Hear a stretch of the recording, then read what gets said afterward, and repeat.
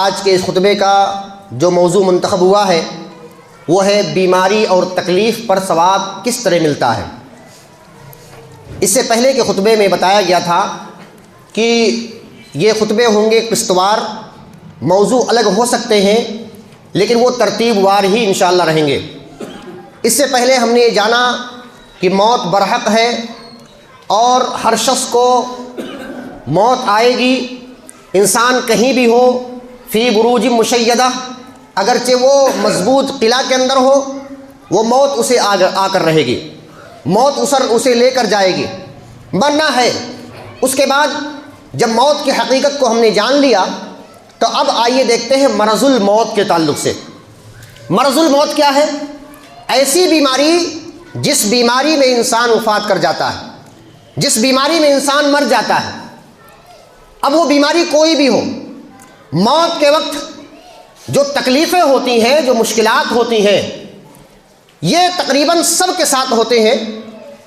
اللہ جس کو بچانا چاہے بات الگ ہے، لیکن آپ یاد رکھیں نبی مکرم صلی اللہ علیہ وسلم کو بھی تکلیف ہوئی، اور اس وقت نبی صلی اللہ علیہ وسلم نے یہ کہا سکرات الموت یہ حق ہے، وجاءت سکرۃ الموت، قرآن کے اندر بھی ہے کہ موت کی سختیاں حق کے ساتھ آ گئیں۔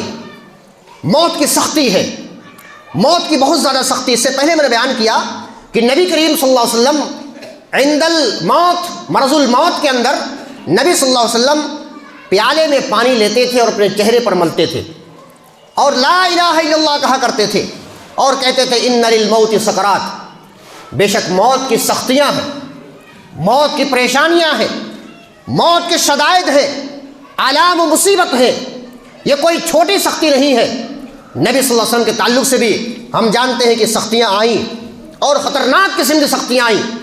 یہ سختیاں ایسا نہیں گناہ گار کے پاس سختیاں آتی، نہیں، یہ سختیوں سے گناہ مٹتے بھی ہیں اور ان سختیوں اور آزمائشوں سے ان کے درجات بلند بھی ہوتے ہیں، درجات بلند ہوتے ہیں۔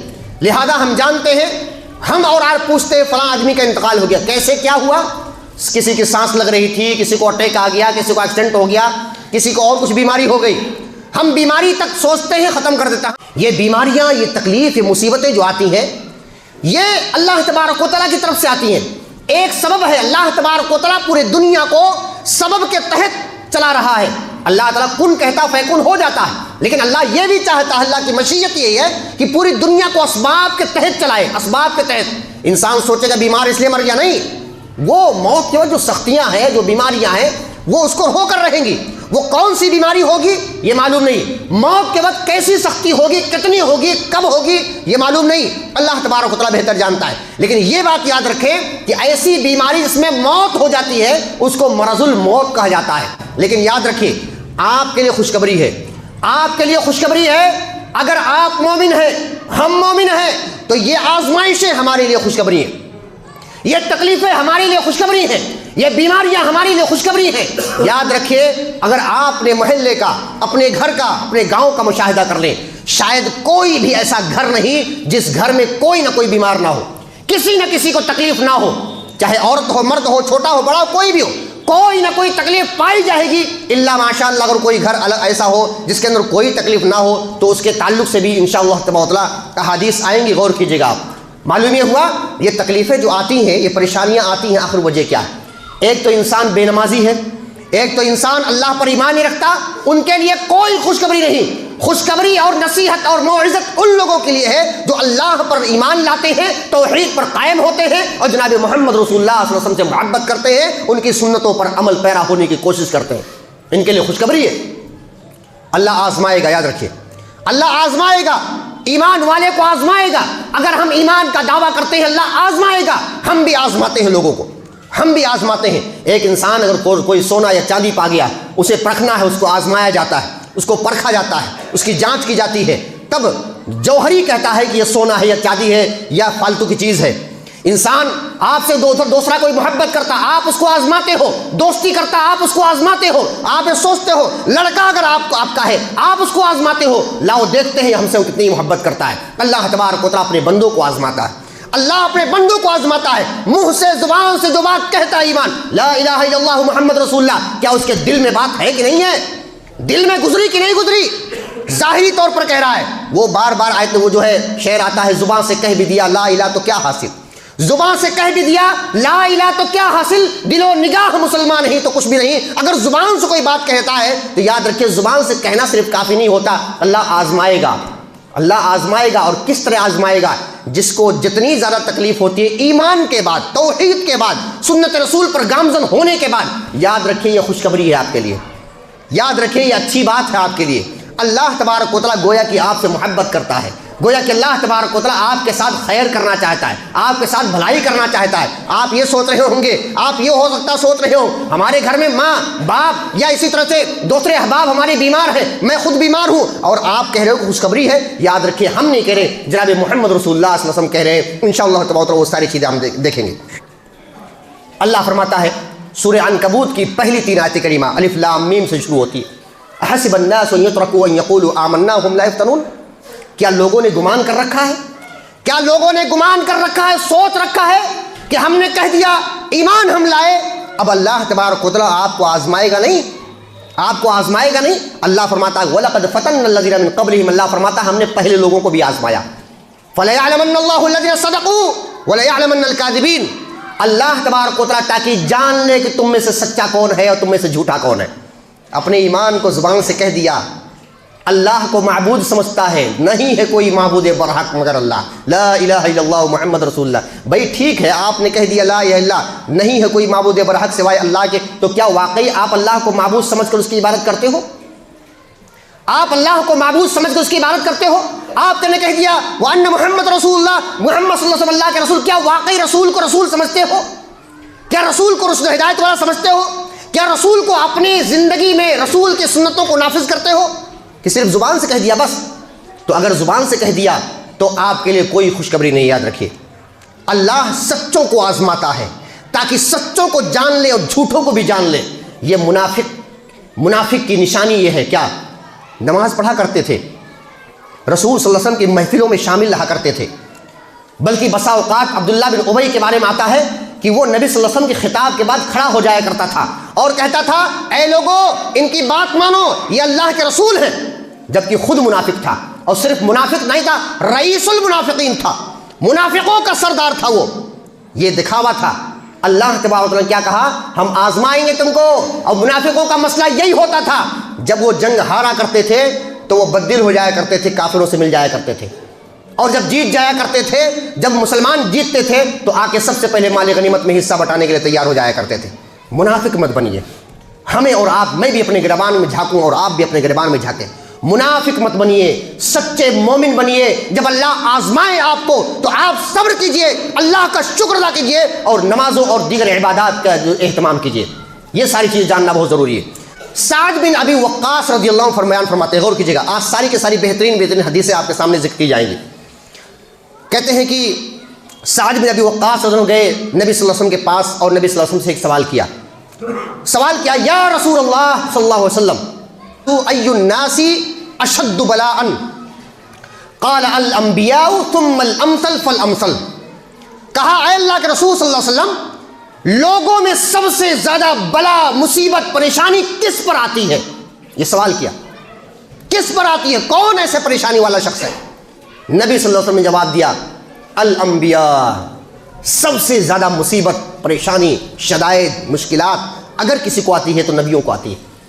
ہم یہ سوچتے ہیں بھئی نبیوں کا بڑا مرتبہ ہے، بھئی مرتبہ جیسے ہے نا، اللہ آزماتا بھی ویسے ہی ہے، ہمارے اور آپ کے بس کی بات نہیں ہے، اللہ چنتا ہے ان کو، اللہ منتخب کرتا ہے ان کو۔ کون ایسا بندہ ہے جو نبی بننے کے لائق ہے؟ اللہ منتخب کرتا ہے۔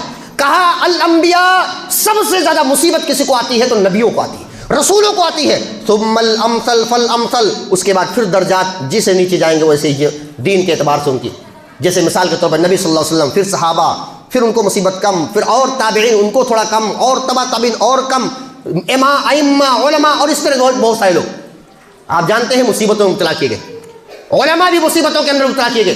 آپ جانتے ہیں اسی ہندوستان کی جنگ آزادی کے اندر تقریباً لاکھوں لاکھ علماء جو ہے شہید کیے گئے، فتنوں میں مبتلا کیے گئے، ان کو شہید کیا گیا، ان کو آزمایا گیا، شہید کر دیے گئے۔ نبی مکرم صلی اللہ علیہ وسلم نے اور فرمایا، کہا بندے کو اللہ تبارک و تعالیٰ اس کے دین کے بارے میں آزماتا ہے۔ کیسے؟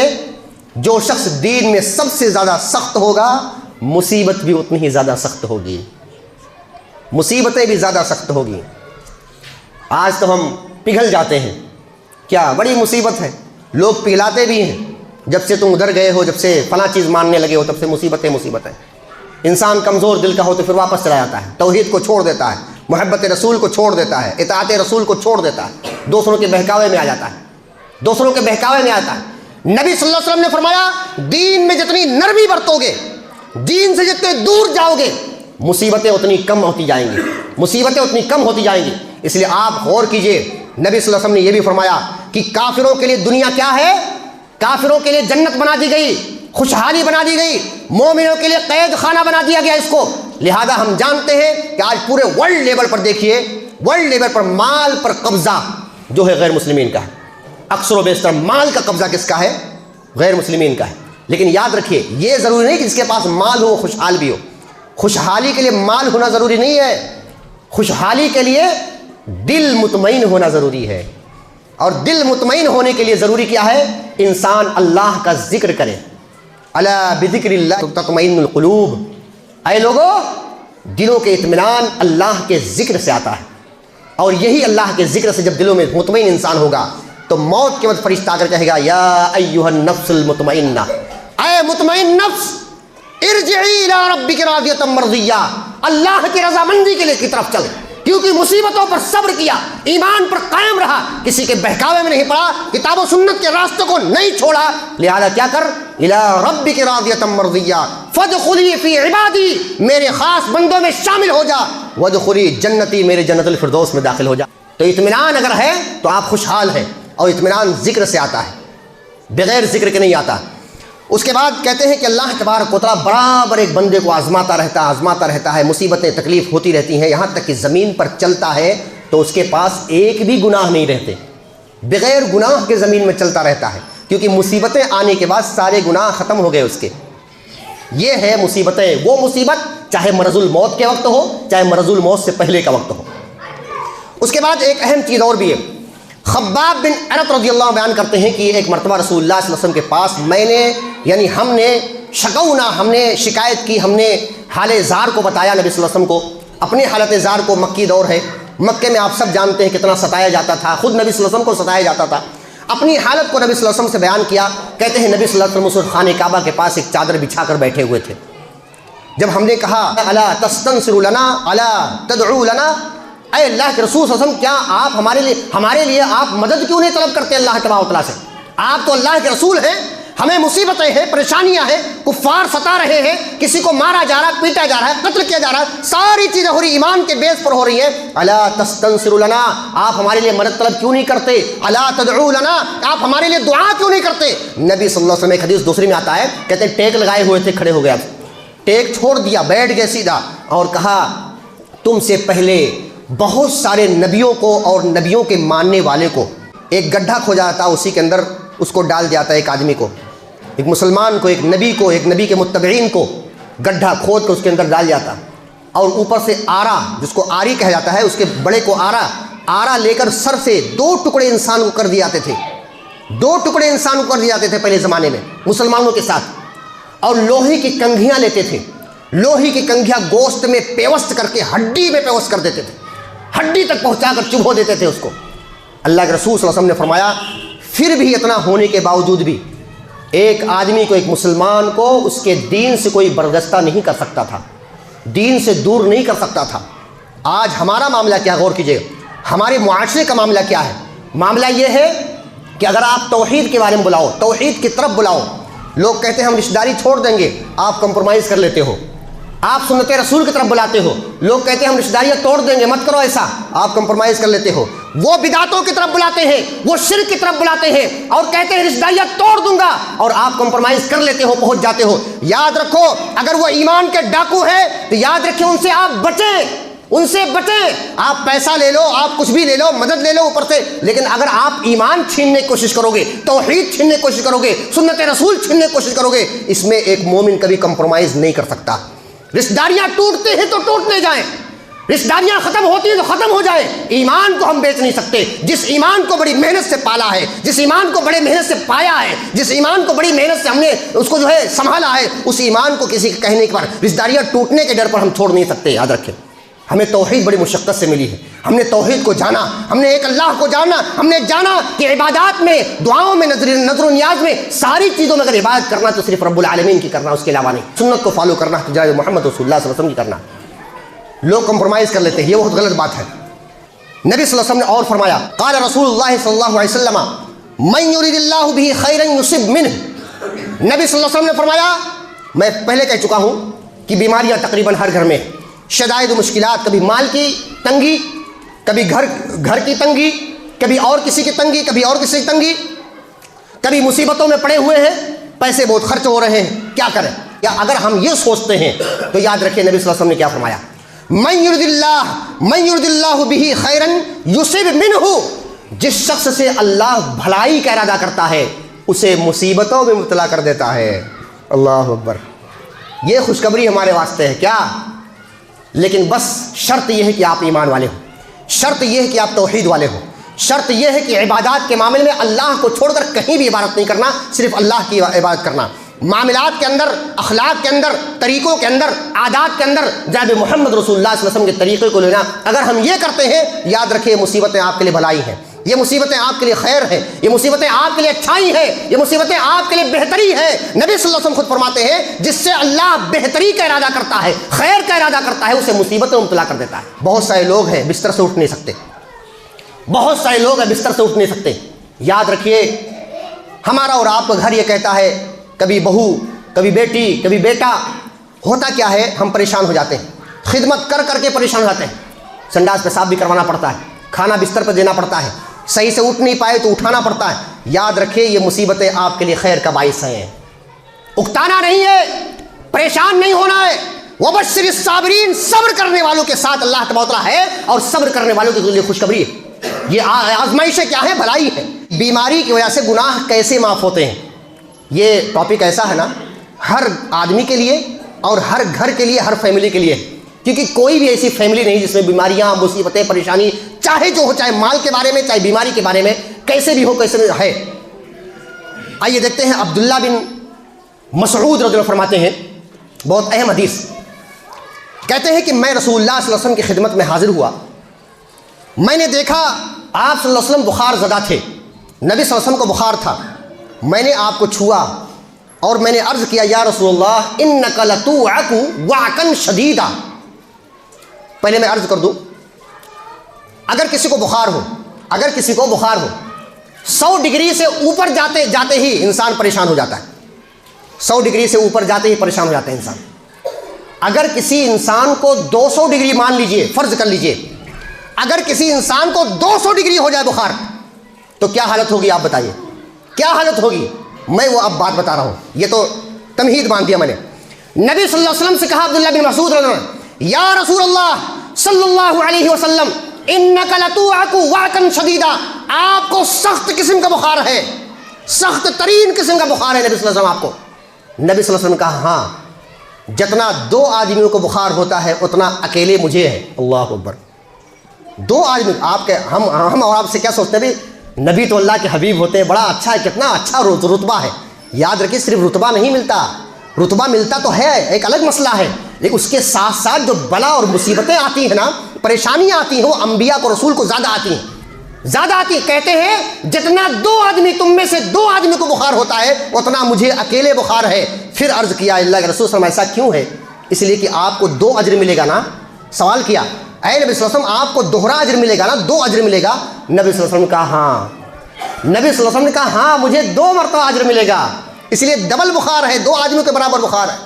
پھر اس کے بعد نبی صلی اللہ علیہ وسلم نے جو فرمایا بہت اہم چیز ہے، کہا جو بھی مسلمان کسی کو کوئی تکلیف ہو، بیماری ہو یا اس کے علاوہ کوئی بھی مسئلہ ہو، اللہ تعالیٰ اس کے گناہوں کو ایسے جھاڑ دیتا ہے جیسے ایک پیڑ اپنے پتے کو جھاڑ دیتا ہے۔ بہار کے موسم میں، خریف کے موسم میں آپ دیکھیں پتے جھڑ جاتے ہیں، پتے جھڑ جاتے ہیں، ڈالیں اور شاخیں نظر آنے لگتی ہیں، تو جیسے ایک پیڑ اپنے پتے کو جھاڑ دیتا ہے، یہ تکلیف، یہ مصیبت، یہ پریشانی، یہ شدائد انسان کے گناہوں کو، ایمان والے کے گناہوں کو جھاڑ دیتی ہے۔ آپ سوچتے ہیں کہ ہمارا بڑا قریبی ہے، ہماری ماں ہے، ہمارے والد ہیں، ہمارا بھائی، ہماری بہن ہے، بڑی تکلیف ہے، موت کے وقت اس کو بڑی تکلیف تھی. یاد رکھیے اگر ایمان والے ہیں تو یہ تکلیف آپ کے لیے کیا ہے؟ خوشخبری ہے. یہ تکلیف، جس کو تکلیف ہوئی اس کے لیے خوشخبری ہے. اس کے بعد کی ایک اور اہم چیز ہے، ایک اہم حدیث آپ کے سامنے ذکر کرتا ہوں. عن ابی ہریرہ رضی اللہ عنہ عن النبی صلی اللہ علیہ وسلم ما یصیب المسلم من نصب ولا وصب ولا ہم ولا حزن ولا اذن ولا غم حتی الشوکۃ یشاکھها. نبی صلی اللہ علیہ وسلم نے فرمایا جو بھی پریشانی اور مصیبت کسی مسلمان کو پہنچتی ہے، اور ظاہر کی بات ہے ہم سب کو پہنچتی ہے، جو بھی پریشانی اور مصیبت کسی مسلمان کو پہنچتی ہے، جو بھی حزن و ملال کسی مسلمان کو پہنچتا ہے، جو بھی تکلیف اور غم کسی مسلمان کو پہنچتا ہے، غم میں آپ ڈپریشن بھی ملا سکتے ہیں، غم، ٹینشن، ڈپریشن جو بھی پہنچتا ہے، حتی الشوکۃ یشاکھها، یہاں تک ایک چھوٹا سا کانٹا اس کے جسم چبھتا ہے، اس کے پیر میں چبھ جاتا ہے، چھوٹا سا کانٹا چبھ جاتا ہے، الا کفر اللہ بہا من خطایاہ، مگر اللہ تبارک و تعالیٰ اس کے ذریعے سے سارے گناہوں کو معاف کر دیتا ہے. یہ خوشخبری نہیں تو اور کیا ہے؟ یہ اللہ تبارک و تعالیٰ کے اللہ تعالیٰ ہمارے ساتھ بھلائی نہیں کرنا چاہتا تو اور کیا ہے؟ یہ کانٹا تو دور کی بات، آپ چلتے چلتے کانٹا لگ گیا، چلتے چلتے ٹھوکر لگ گئی، کوئی بھی مصیبت ہو. یہاں تک کہ علماء نے ایک بات کہی ہے، کہتے ہیں اگر آپ نے پیسہ اس جیب میں رکھ لیا اور آپ نے سوچا کہ اس جیب کے اندر ہے اور آپ اس کو ڈھونڈنے لگے، پیسے کو، اس چیز کو ڈھونڈنے لگے، تو یہ جو پریشانی چھوٹی سی آئی نا کہ یہاں پر رکھا، یہاں ڈھونڈ رہے ہیں، یہ جو چھوٹی سی پریشانی ہے، اللہ تبارک و تعالیٰ مومن کے گناہوں کو وہاں بھی مٹاتا ہے. یہ چھوٹی سی پریشانی، چھوٹی پریشانی وہ بڑی پریشانی، یہ بھلائی نہیں تو اور کیا ہے؟ لہذا موت کے وقت اگر کسی کو سخت بیماری ہوتی ہے تو یاد رکھیے سب سے اہم کام ہمارا اور آپ کا ہونا چاہیے کہ اگر وہ کسی اعتبار سے تزلزل کا شکار ہے اور کہیں اور جانا یا توحید کے خلاف کام کر رہا ہے، سب سے پہلے اسے توحید سکھائیے، سب سے پہلے اسے سنت رسول سکھائیے، سب سے پہلے اسے محبت رسول سکھائیے، اسے یہ سکھائیے کہ مان لو کہ اللہ تبارک و تعالیٰ کے علاوہ کوئی معبود برحق نہیں ہے، مان لو اس چیز کو. اس لیے نبی صلی اللہ علیہ وسلم نے کہا جو عند الموت لوگ ہوتے ہیں ان کو تلقین کرو لا الہ الا اللہ کی. لیکن ایک بات اہم چیز یاد رکھیے، بعض لوگ جو پڑھے لکھے ہوتے ہیں، ادھورے جو پڑھے لکھے ہوتے ہیں، وہ موت ایک آدمی کی ہو رہی ہے، وہاں جا کے پڑھتے ہیں لا الہ الا اللہ محمد رسول اللہ.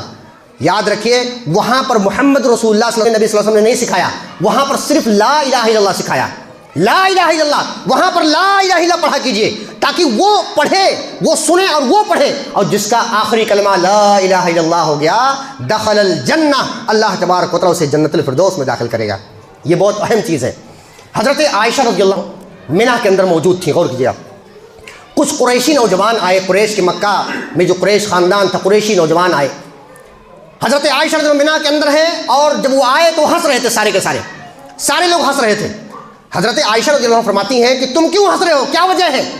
کہا کہ ایک آدمی، ایک لڑکا یا ایک نوجوان جا رہا تھا، خیمے کی رسی لگ گئی اور وہ گر گیا، قریب تھا کہ اس کی گردن ٹوٹ جاتی یا اس کی آنکھ چلی جاتی. مفہوم بتا رہا ہوں میں. حضرت عائشہ رضی اللہ عنہا نے کیا کہا؟ تم ہنس رہے ہو، بس اوقات ہمیں اور آپ کو بھی ہنسی چھوٹ جاتی کوئی گر گیا تو، لیکن یہ ہنسنے کی چیز نہیں ہے، یہ ہمارے لیے بھی نصیحت ہے اور آپ کے لیے بھی نصیحت، سب کے لیے. کیا کہا؟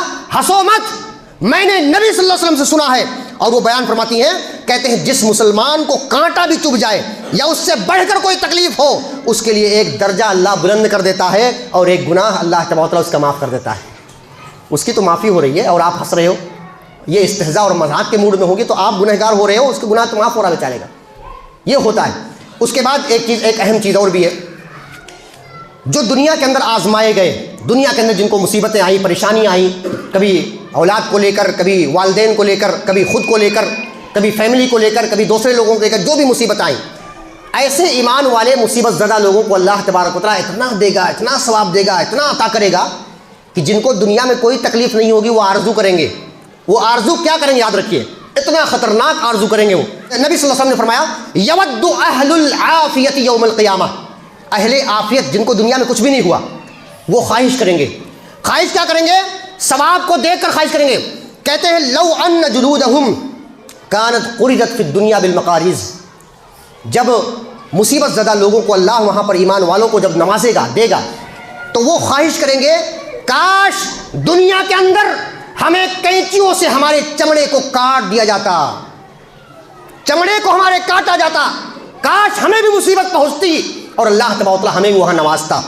لیکن وہ اہل عافیت تھے، انہیں کچھ بھی نہیں ہوا دنیا کے اندر، دنیا کے اندر کچھ نہیں ہوا. لیکن ایمان والے جن کو ہوا، اللہ تبارک و تعالیٰ نے ان کو گناہوں کو معاف کر دیا. بخار کو برا نہ کہو، बुखार को बुरा कहने से नबी सल्लल्लाहु अलैहि वसल्लम ने मना फरमाया।